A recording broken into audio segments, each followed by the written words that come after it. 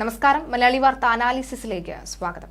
സംസ്ഥാന ബിജെപിയുടെ അഭൂതപൂർവമായ വളർച്ചയിൽ അന്തം വിട്ട ഇരട്ടച്ചങ്കനും കൂട്ടരും സർവ്വദൈവങ്ങളെയും വിളിക്കുകയാണ്.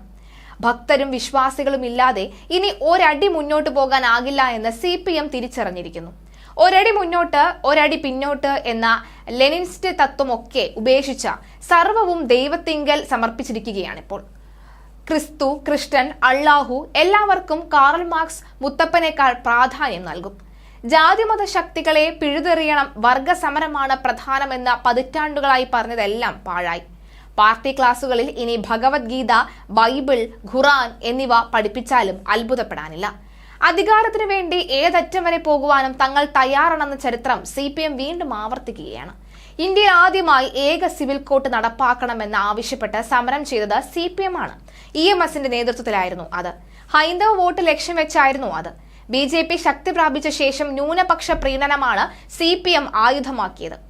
പലസ്തീൻ ഐക്യദാർഢ്യം അടക്കം കേരളവുമായി നേരിട്ട് ബന്ധമില്ലാത്ത കാര്യങ്ങൾ വരെ അതിനായി ഉപയോഗിച്ചു. മുഖ്യമന്ത്രിയുടെ മകൾ വീണയും മുഹമ്മദ് റിയാസും തമ്മിലുള്ള വിവാഹത്തെ കണ്ണൂരിലെ ലീഗ് നേതാവ് വരെ വളരെ ഹീനമായി ആക്ഷേപിച്ചിട്ടും CPM ഒരക്ഷരം പോലും മിണ്ടിയില്ല. വോട്ട് ബാങ്കിനെ ഭയന്നായിരുന്നു അത്. അതേസമയം വെള്ളാപ്പള്ളി നടേശനെയും സുകുമാരൻ നായരെയും ബിഷപ്പുമാരെയും അധിക്ഷേപിക്കാൻ CPMകാർക്ക് യാതൊരു മടിയുമില്ല. ഇത്തരം അധിക്ഷേപങ്ങളും ന്യൂനപക്ഷ സംരക്ഷണം എന്ന പേരിൽ നടത്തുന്ന പ്രീണനങ്ങളും CPMന് ചരിത്രത്തിലെ തന്നെ ഏറ്റവും വലിയ തിരിച്ചടികളാണ് കഴിഞ്ഞ 10 കൊല്ലമായി സമ്മാനിച്ചത്. എന്നിട്ടും അതിൽ നിന്ന് പൂർണ്ണമായും പാഠം ഉൾക്കൊള്ളാൻ CPM തയ്യാറായിട്ടില്ല. ക്ഷേത്രത്തിൽ പോയിരുന്ന പാർട്ടി പ്രവർത്തകരെയും നേതാക്കളെയും പലതവണ ശാസിച്ചിരുന്നു. കടകംപള്ളി സുരേന്ദ്രൻ ഗുരുവായൂർ അമ്പലത്തിൽ കയറി തൊഴുതു എന്ന് പറഞ്ഞ് വലിയ വിവാദങ്ങളാണ് ഉണ്ടാക്കിയത്. ആയിഷ പോറ്റിയും MM മോനായും ദേവനാമത്തിൽ സത്യപ്രതിജ്ഞ ചെയ്തു എന്ന് പറഞ്ഞ് എന്തൊരു പുകിലായിരുന്നു. കഴിഞ്ഞ തവണ മന്ത്രി വീണ ജോർജ് ദേവനാമത്തിൽ സത്യപ്രതിജ്ഞ നടത്തിയപ്പോൾ സഖാക്കളുടെ വായിൽ നാക്കില്ലായിരുന്നോ എന്ന ചോദ്യം ഉയരുകയാണ്. ഇനിയും ദേവനാമത്തിൽ സത്യപ്രതിജ്ഞ തുടരുമെന്നാണ് പാർട്ടിയുടെ പുതിയ മാറ്റം. പാർട്ടി അംഗങ്ങൾക്ക് ഈ ഗൃഹപ്രവേശനത്തിന് ഗണപതി ഹോമം നടത്താം. മകളുടെ വിവാഹം ക്ഷേത്രത്തിലും പള്ളിയിലും നടത്താം. മുൻകാലത്തിലേതുപോലെ CPM പ്രവർത്തകർക്ക് പാർട്ടിയെ ഭയപ്പെടേണ്ടതില്ല. പത്തനംതിട്ടയിലെ ഒരു മുൻ MLA പാർട്ടിയെ ഭയന്ന് അതിരാവിലെ പള്ളിയിൽ വെച്ച മകന്റെ മാമോദീസ മുഖ്യ കഥ അങ്ങാടിപ്പാട്ടാണ്. തലയിൽ മുണ്ടിട്ടുകൊണ്ട് ആറന്മുള അമ്പലത്തിൽ നിർമ്മാല്യം തൊഴുത മറ്റൊരു മുൻ MLAയുടെ ഭക്തി ചരിത്ര പ്രസിദ്ധമാണ്. ശബരിമല യുവതീ പ്രവേശനം നടത്തരുത് എന്ന് വാശി പിടിച്ചയാളാണ് ഇദ്ദേഹം. ഇങ്ങനെ പാർട്ടി ഇയാളെ സുപ്രധാന സ്ഥാനത്ത് നിന്ന് നീക്കിയിരുന്നു. ഈ മാസം 20, 21 തീയതികളിൽ ചേർന്ന സംസ്ഥാന കമ്മിറ്റി യോഗമാണ് CPM അംഗങ്ങൾക്ക് മതവിശ്വാസം പരസ്യമായി പ്രകടിപ്പിക്കുന്നതിൽ ആശങ്ക വേണ്ടെന്ന് ഇതാദ്യമായി തുറന്ന് സമ്മതിച്ചത്. പാർട്ടി അംഗങ്ങളെ ആരാധനയിൽ നിന്നും വിശ്വാസത്തിൽ നിന്നും വിലക്കാൻ തീരുമാനിച്ചിട്ടില്ല എന്നുമാണ് പാർട്ടി സെക്രട്ടറി MV ഗോവിന്ദൻ മാധ്യമങ്ങളോട് പറഞ്ഞത്.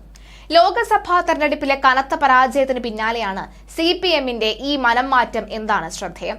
പാലക്കാട് പ്ലീനത്തിൽ വിശ്വാസ ആചാരങ്ങൾ അനുഷ്ഠിക്കുന്നത് വൈരുദ്ധ്യാത്മക ഭൗതികവാദത്തിന് എതിരാണ് എന്നായിരുന്നു CPM പറയുന്നത്. അങ്ങനെയാണ് ഗൃഹപ്രവേശന ചടങ്ങിന് ഗണപതി ഹോമം നടത്തിയതിനും മകളുടെ വിവാഹ ക്ഷേത്ര സന്നിധിയിലും പള്ളിയിലുമൊക്കെ നടത്തിയതിനും പാർട്ടി അംഗങ്ങൾക്കെതിരെ നടപടിയുണ്ടായത്. 2006 ഈശ്വരനാമത്തിൽ നിയമസഭയിൽ സത്യപ്രതിജ്ഞ ചെയ്ത ആയിഷ പോറ്റി, MM മോനായി എന്നിവരെ CPM സംസ്ഥാന കമ്മിറ്റി ശാസിച്ചിരുന്നു. സഖാക്കൾ രഹസ്യമായി വിശ്വസിച്ചിരുന്ന ദൈവവിശ്വാസം പരസ്യമായി പ്രകടിപ്പിച്ച് പാർട്ടിയെ അപമാനിക്കാൻ ഒരു പ്രയാസവും ഉണ്ടായിരുന്നില്ല എന്നായിരുന്നു സംസ്ഥാന കമ്മിറ്റി വിലയിരുത്തിയത്. അംഗങ്ങൾ പാർട്ടി നിലപാടിൽ ഉറച്ചു നിൽക്കാനുള്ള ഇടപെടൽ നടത്തുവാനും പാർട്ടി കമ്മിറ്റി തീരുമാനിച്ചിരുന്നു. സാക്ഷാൽ പിണറായി വിജയനായിരുന്നു അന്ന് പാർട്ടി സെക്രട്ടറി. 2006 നവംബർ 4, 5 തീയതികളിൽ AK സെന്ററിൽ ചേർന്ന സംസ്ഥാന കമ്മിറ്റി യോഗം വിശ്വാസികളായ 2 MLAമാരെയും നിശിതമായി തന്നെ വിമർശിച്ചു. വെറും ശാസനയിൽ ഒതുക്കാതെ രാഷ്ട്രീയ ഭാവിയെ ബാധിക്കുന്ന വിധം കൈകാര്യം ചെയ്യുകയും സംഘടനാ രേഖയിൽ പ്രത്യേകം നോട്ട് ചെയ്യുകയും ചെയ്തു. ഇത് കാരണം സാധാരണ പാർട്ടി അംഗങ്ങളും പ്രവർത്തകരും വരെ ഇവരെ നിശിതമായി തന്നെ വിമർശിച്ചിരുന്നു. അന്ന് സംസ്ഥാന കമ്മിറ്റി അംഗീകരിച്ച സംഘടനാ രേഖയുടെ 9ാം ഖണ്ഡികയുടെ 7ാം വരിയിൽ കുറിച്ചത് ഇങ്ങനെയായിരുന്നു: പാർട്ടി അംഗങ്ങളും പാർട്ടി ബന്ധുക്കളും ഇത്തരം അനാചാരങ്ങൾ ഒഴിവാക്കാൻ രംഗത്ത് വരേണ്ടതാണ്.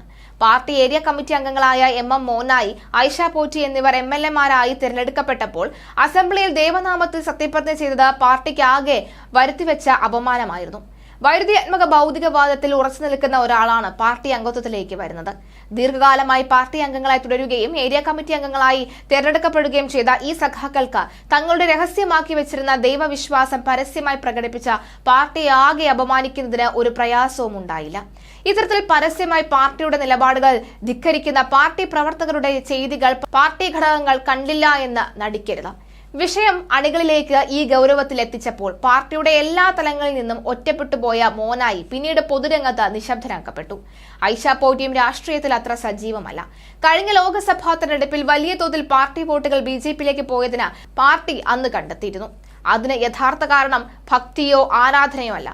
സർക്കാർ ജനങ്ങളുടെ അടിസ്ഥാന പ്രശ്നങ്ങൾ മറന്ന് മറ്റ് പലതിനും പുറകെ പോയതിന് മുഖ്യമന്ത്രി പിണറായി വിജയന്റെ മകൾക്കെതിരെ ഉണ്ടായ കേസുകളുമാണ്.